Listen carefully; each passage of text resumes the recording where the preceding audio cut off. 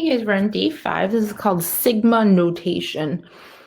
Sigma or summation just means to add all the terms in your sequence. So we are being given this notation that we have to understand so that we can generate our terms in our sequence. And then once we have them, then we just add them together. All right. So it's not terrible. You just have to understand the 3 parts that are in this little notation. Okay. So on the bottom is where you usually look first. And what you'll find down there is the variable that you're using in the sequence. So it could be n, it could be x, it could be I, okay, it could be any letter, but they're going to tell you it equals a number, and that is going to be your first input. Okay. When you go to the top, you're going to see just a single number up there, and that is our last input. Out in front of here of sigma in this area is going to be the expression where we're going to put those inputs. Okay. The output will be our terms in our sequence, and then we'll add them all together. All right, so you plug in every term from the first input to the last input. Okay, every integer, okay, gets plugged in. This is going to generate the terms of your sequence. Okay, once you have your terms of your sequence, you're going to add all the terms of the sequence together. Okay? And then one more thing that they could do, they could put a number with an operation before the sigma in this area.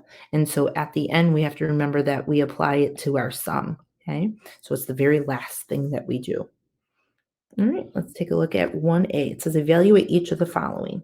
Okay, so it says that right here on the bottom that n equals 3.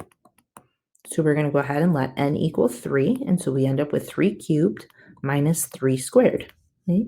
3 cubed is 27 minus 3 squared, which is 9. 27 minus 9 is 18. And that is our first term of our sequence. Okay? Now we go to n equals 4. And then once we do n equals 5, since 5 is the top number, this is our last input. Okay? So we have to do 4 first. So it would be 4 goes in for n cubed minus 4 squared. And that's going to give us 48.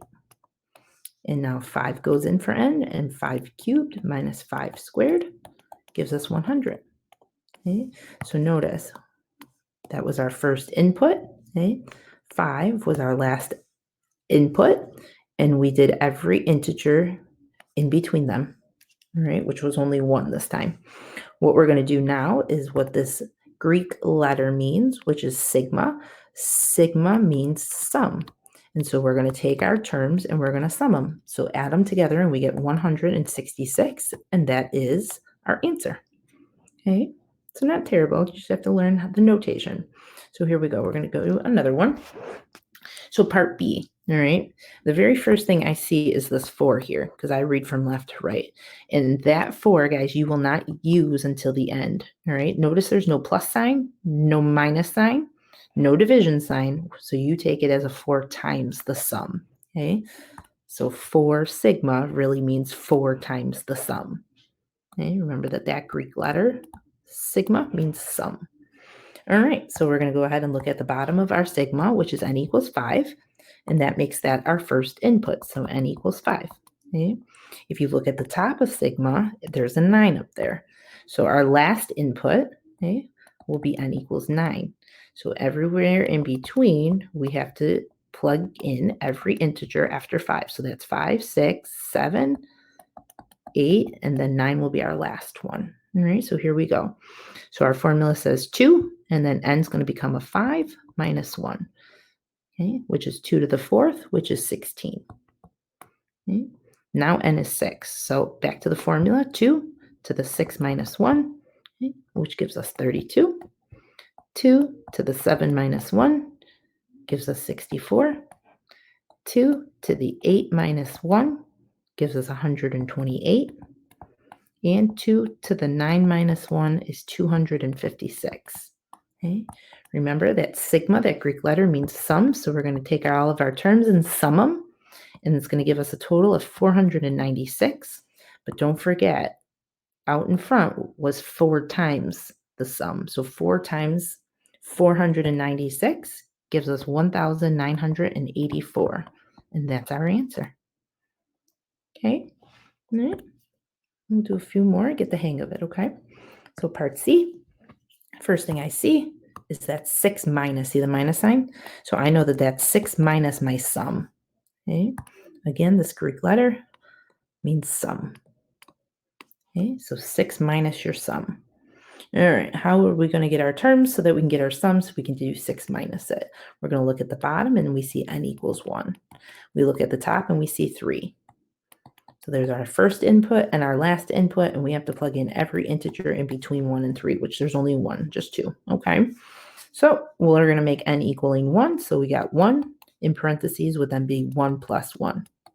Okay? 1 plus 1 is 2, and 2 times 1 is 2. Okay? So back to the formula, got to keep looking up so that you replace the n and only the n. Okay? Some people will make this a 2, but if you look at the equation, or I shouldn't say call it an equation, there's no equal sign, the expression up there, okay, that is a plus 1 in it. Okay? And so we get 6.